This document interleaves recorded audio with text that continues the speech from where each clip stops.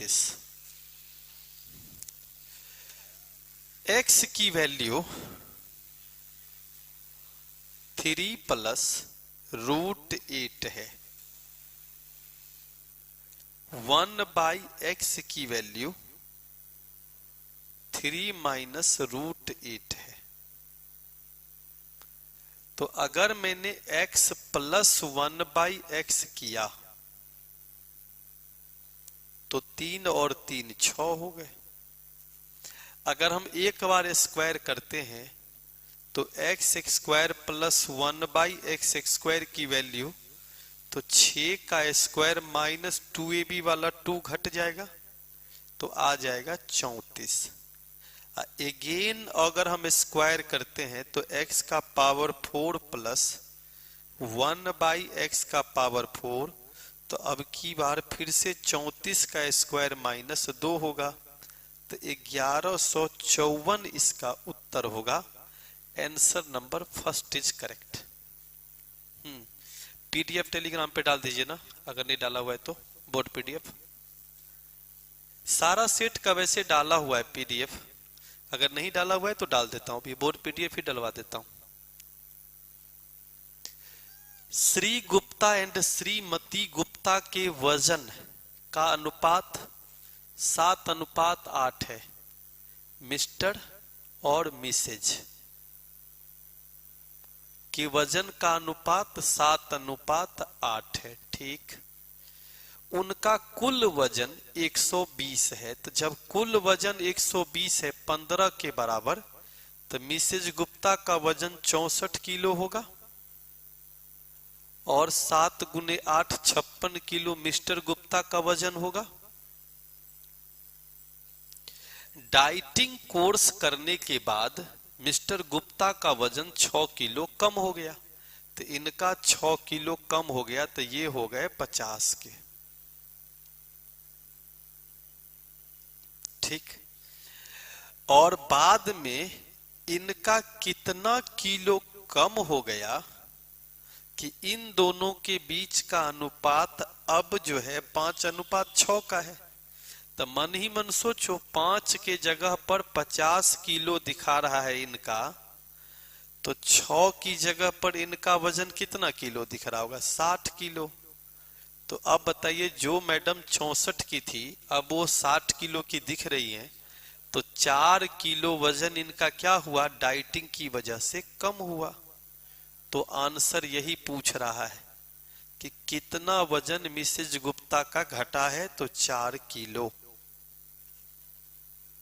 Clear ना?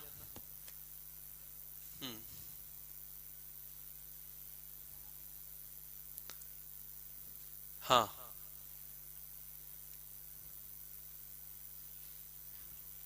अब clear यहां तक? हम सब करा देंगे, आज तो आए ही हैं तो सारे समस्या का समाधान हम कर देंगे। हम अपने घर से भी क्लास लेना शुरू कर देंगे आज से, और यहां से भी क्लास होना शुरू हो गया, ठीक है। आज आया ही हूं।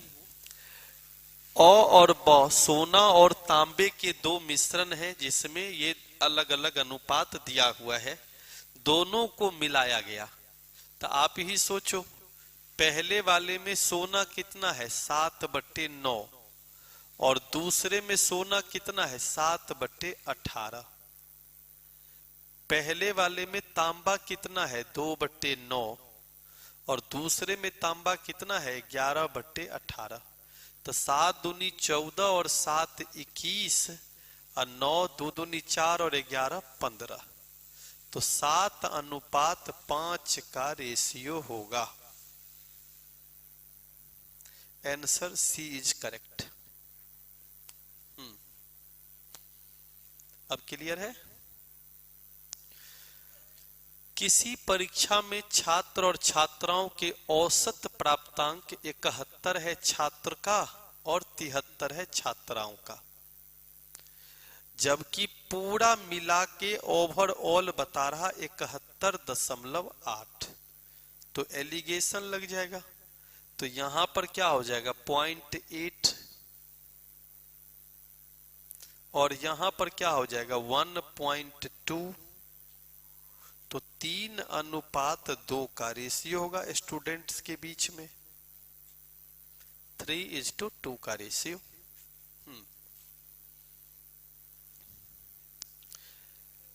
कांति ने 9,000 रुपये का निवेश करके एक कारोबार खड़ा किया। 9,000 रुपया निवेश किया। 5 महीने के बाद इसने 8,000 निवेश किया सुधाकर ने। 1 साल के बाद बंटवारा करनी है तो ये 12 महीने तक और ये 7 महीने तक। 4 दूनी 8, 4 तिया 12, तो 27:14 के लाभ और हानि का अनुपात होगा। सुधाकर का हिस्सा पूछ रहा यानी दूसरे व्यक्ति का हिस्सा, जो कि 14/41 होगा और गुने 6,970। 17 टाइम्स कट जाता है। 2380 रुपया इसका क्या होगा, आंसर होगा।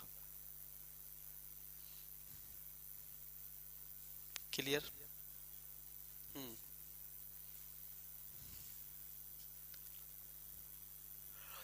टेस्ट का डिस्कशन ऐसे ही होता है। टेस्ट के डिस्कशन में पहले बच्चे बनाते हैं और बनाने के बाद जो डाउट होते हैं उसको हम लोग समझाते हैं, लेकिन हम कोशिश करते हैं कि जिसका बना उसका भी, जिसका नहीं बना उसका भी, सब के सब बाद में एक साथ बनवा दिया जाए। तो जब भी कभी भी टेस्ट का डिस्कशन देखना हो ना, तो उसके लिए पहले से क्या करनी है, सेट को बना लेना है। जैसे फाउंडेशन बैच या टारगेट बैच ये सब तो है नहीं।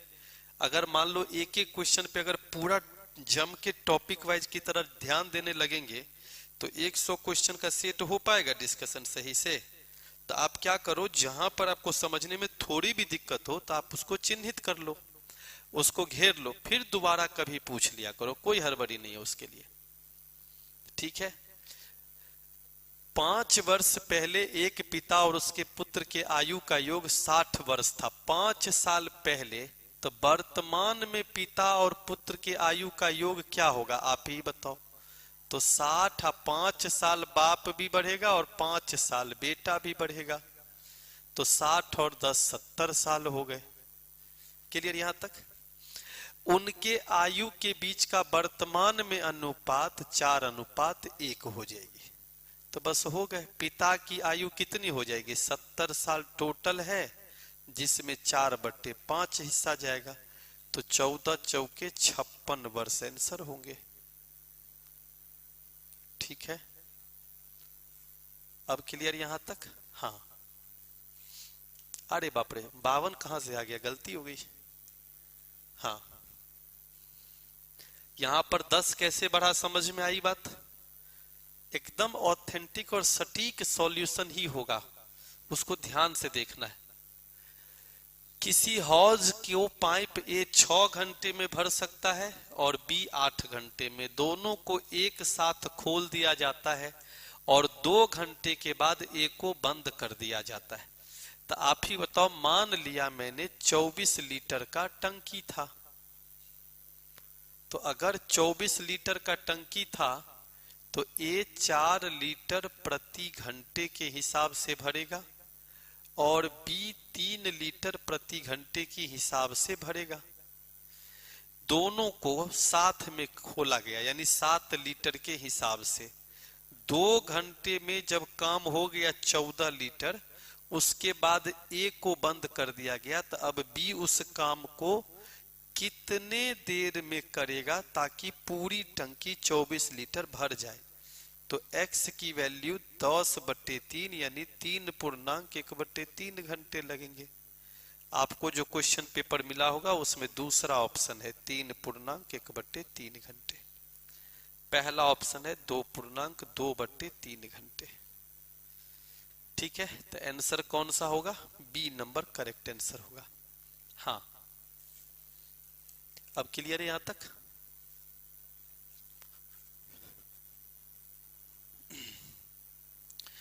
एक वृत्ताकार मार्ग के चारों ओर जिसकी परिधि 1200 मीटर है, ए और बी दोनों चक्कर लगाते हैं, कितने समय के बाद वो आपस में मुलाकात होंगी?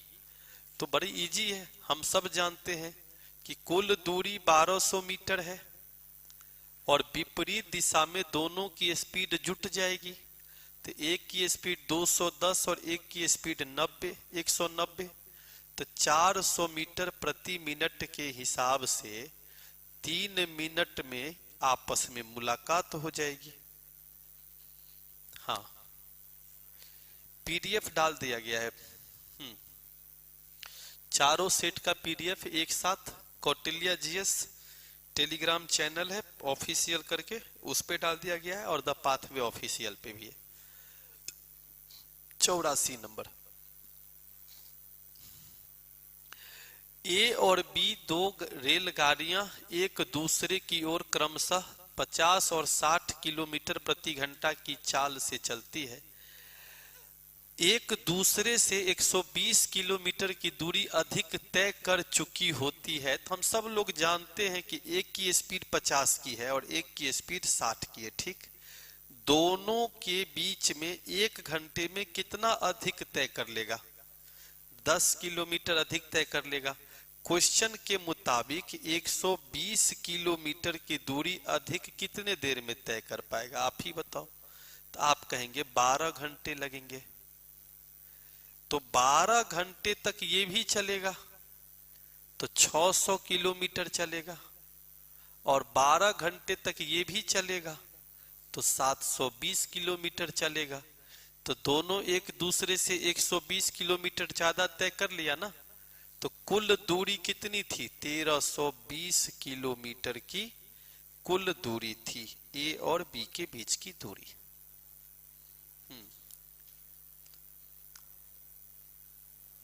क्लियर यहां तक?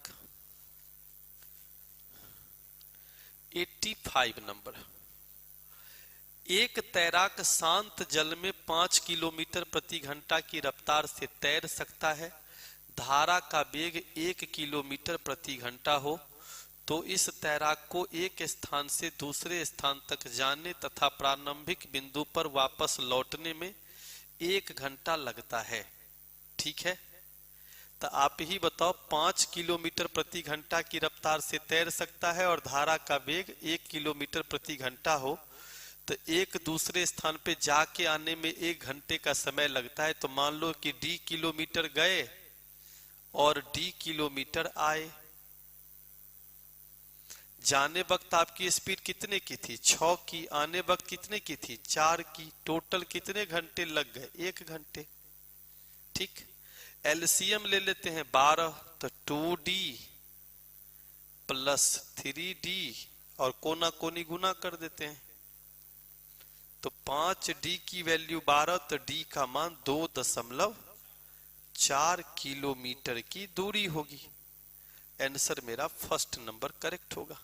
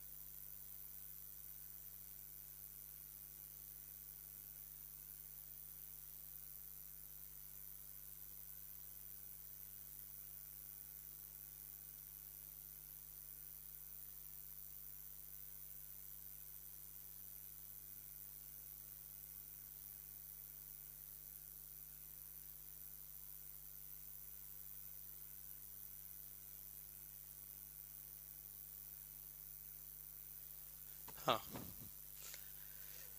86 नंबर, एक टीवी का विक्रय मूल्य 10% से बढ़ जाए तो टीवी के बिक्री 20% की वृद्धि होती है।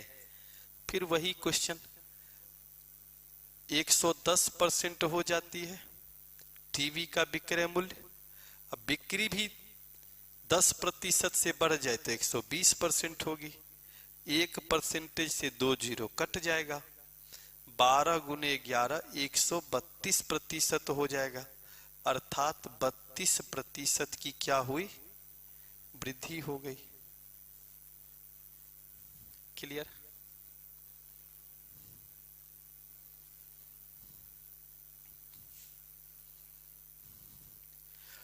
6,000 रुपया में एक कुर्सी और एक मेज खरीदता है।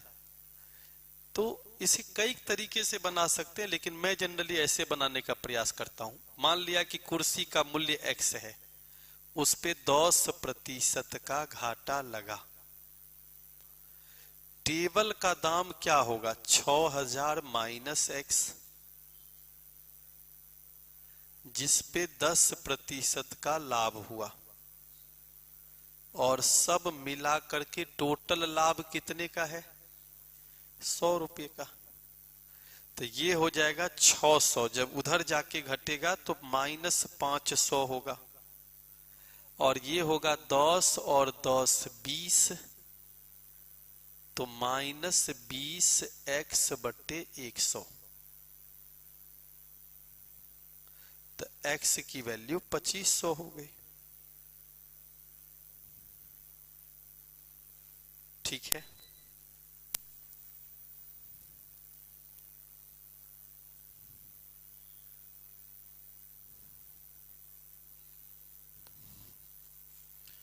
ठीक ना? चाहते तो एलिगेशन भी लगा सकते थे।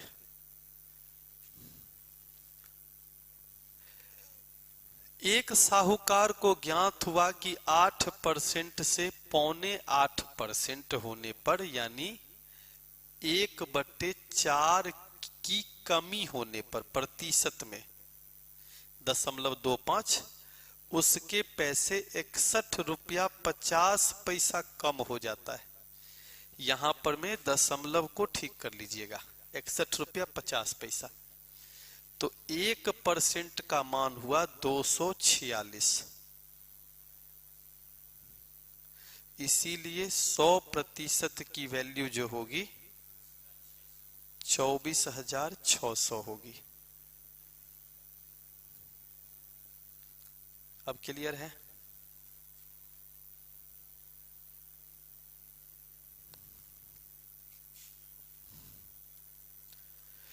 Eighty 89 number. चक्रवृद्धि ब्याज की एक निश्चित दर पर किसी धन का 3 वर्ष का मिश्र धन 2400 है और 4 वर्ष का मिश्र धन 2520 है। हम सब लोग जानते हैं कि दो मिश्र धन के बीच का गैप अगर 1 साल का हो तो डायरेक्ट इंक्रीज परसेंट ही मेरा प्रतिशत कहलाएगा। जैसे 120 रुपया का वृद्धि हुआ 2400 पे, गुने कितना? 100%। तो रेट कितना होगा? 5% पर एनम।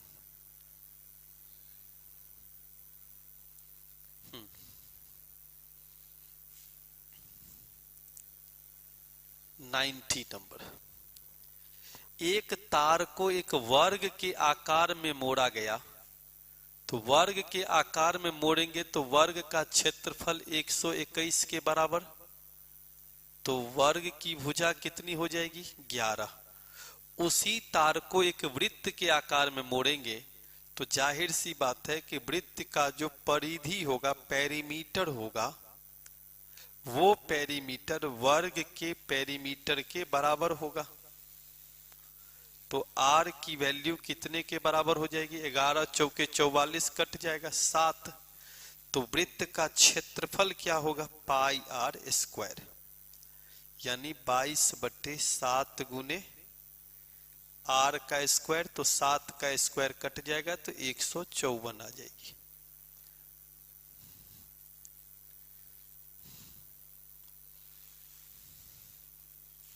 क्लियर यहां तक?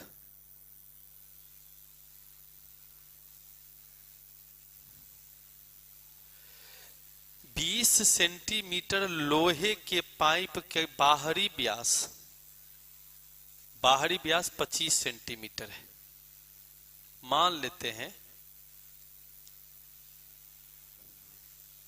कि ये पाइप है,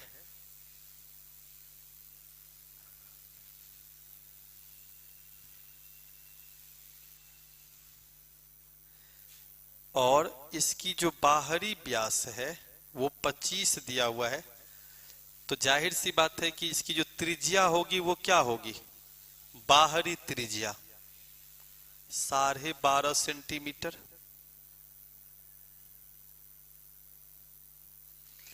अच्छा, ये पाइप है तो इसमें आंतरिक त्रिज्या भी होगी, तो केवल यहां तक तो मोटाई दिया हुआ है 1 सेंटीमीटर का,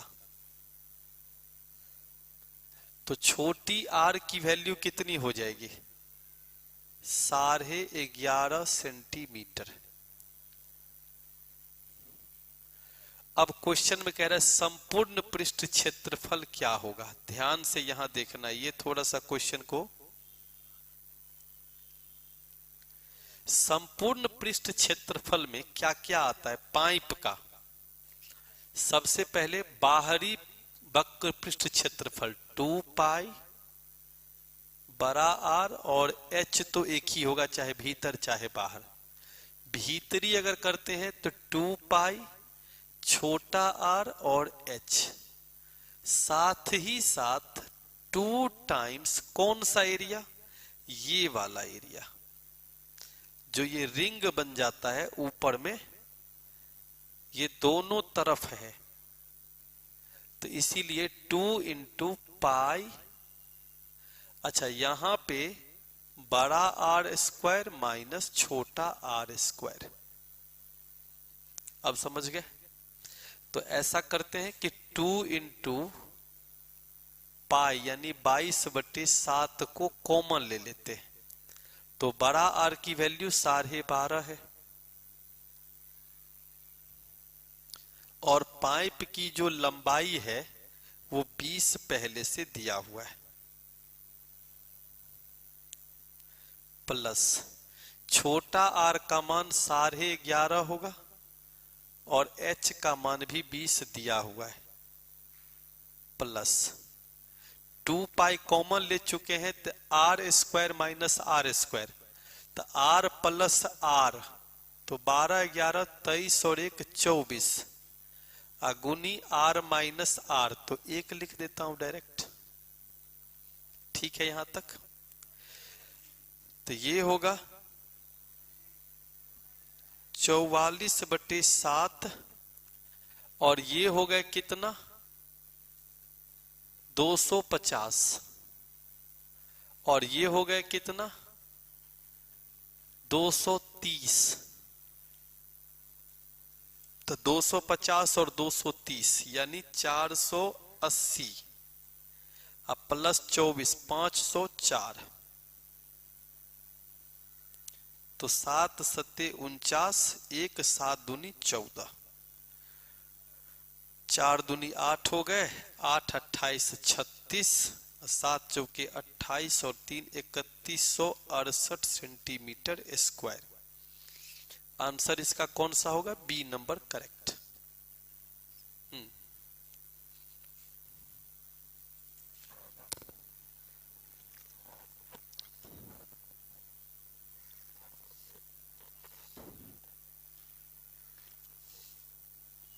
इसको थोड़ा सा देखिएगा, ऊपर मैंने लिख दिया बड़ा आर का मतलब बाहरी त्रिज्या, छोटा आर का मतलब छोटी त्रिज्या।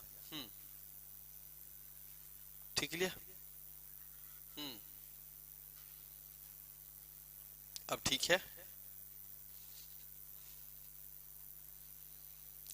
एक आदमी कुछ दूरी चलता है सवारी लेकर के, वापस आने में कुछ दूरी चलता है और वापस आता है तो 37 मिनट लगते हैं, यानी पैदल गया और सवारी से आया तो 37 मिनट लगते हैं।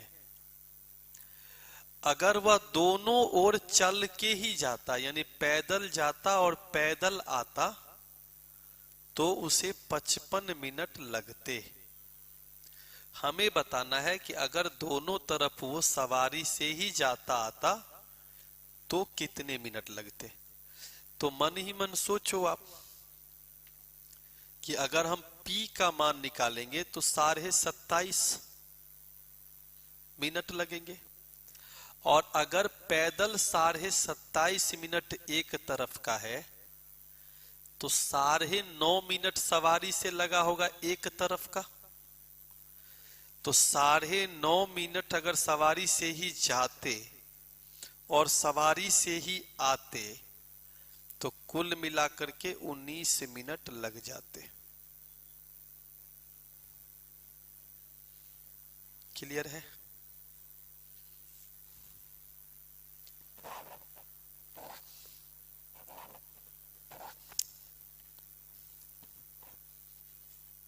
ठीक है यहां तक?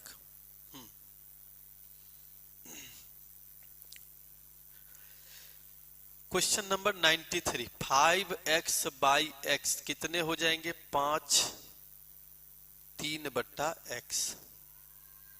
फिर 5y by Y 5 minus 3/y। फिर 5z बाई जेड तो 5 और 3/z बराबर कितने के? 0 के। 5 या 15 को इधर रख लेते हैं, उधर 3 कॉमन ले लेंगे तो 1 बाई क्या बचेगा? x plus 1 by Y plus 1 by Z बचेगा। 3 से कट जाएगा तो 1 by X plus 1 by Y plus 1 by Z की वैल्यू 5 के बराबर।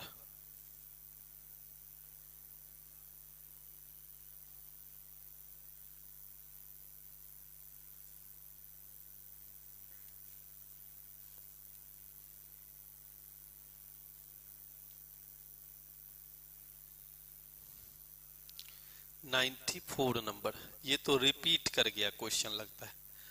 न्यूनतम मान ज्ञात कीजिए, तो x का मान 0 अगर रख देंगे तभी न्यूनतम रहेगा, क्योंकि अगर माइनस का भी स्क्वायर करेंगे तो प्लस चला जाएगा पॉजिटिव।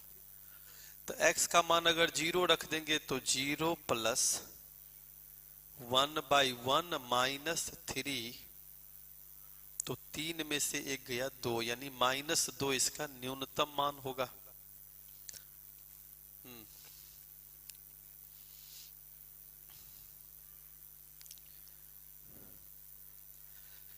2.1 का स्क्वायर, 21 का स्क्वायर 441 होती है। दशमलव के बाद 1 अंक है तो स्क्वायर करने के बाद दशमलव के बाद 2 अंक। ये क्या हो जाएगा? 0.21 का स्क्वायर है, 21 का स्क्वायर है, तो क्या उत्तर होगा इसका? 4.62 आंसर होगा। इसको सुधारा नहीं जी? हाँ, किसका? क्यों नहीं सुधारा है? ये क्वेश्चन में भी चला गया है ऐसे ही, ये तो सुधार के दिए थे। तब फिर किसकी रिस्पॉन्सिबिलिटी है?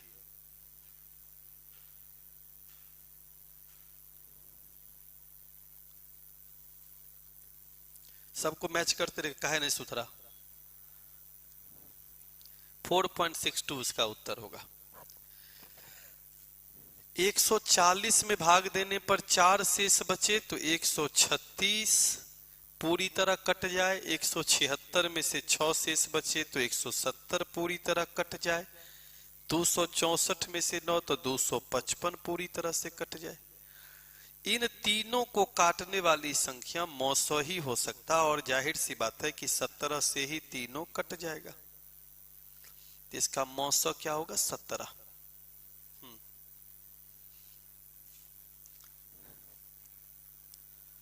97 नंबर, एक समांतर श्रेणी एपी में 4 पद हैं, दोनों के मध्य पदों का योगफल 110 है, बाहरी पदों का गुणनफल 2125 है।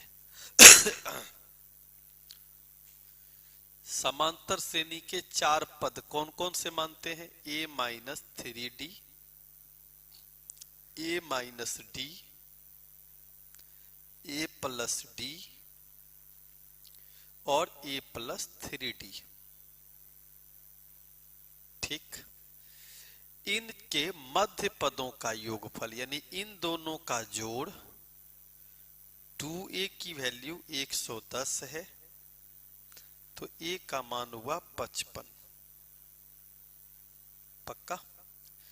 बाहरी पदों का गुणनफल ए स्क्वायर माइनस 9d²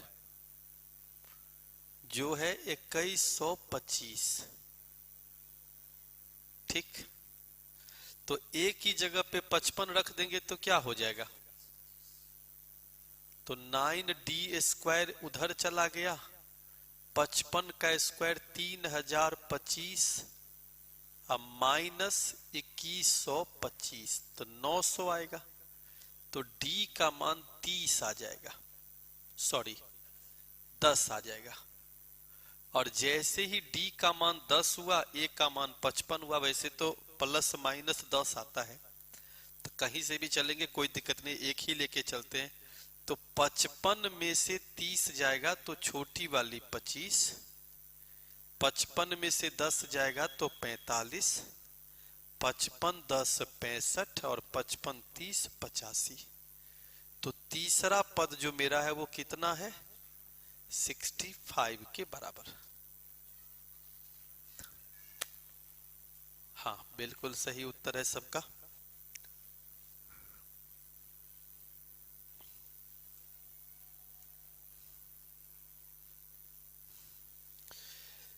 हम सब लोग जानते हैं कि a का पावर m प्लस b का पावर m सदैव a प्लस b से कट जाती है। तो 17 प्लस 29 से यदि कट जाएगा तो ये जो फैक्टर होगा वो 46 होगा। अब आप ही बताओ, जो संख्या 46 से कट जाएगी उसको अगर हम 23 से भागा देंगे तो क्या ये 23 से पूरी तरह नहीं कट जाएगी? इसका अर्थ हुआ कि जब पूरी तरह कट जाती है तो शेषफल उसका 0 होता है।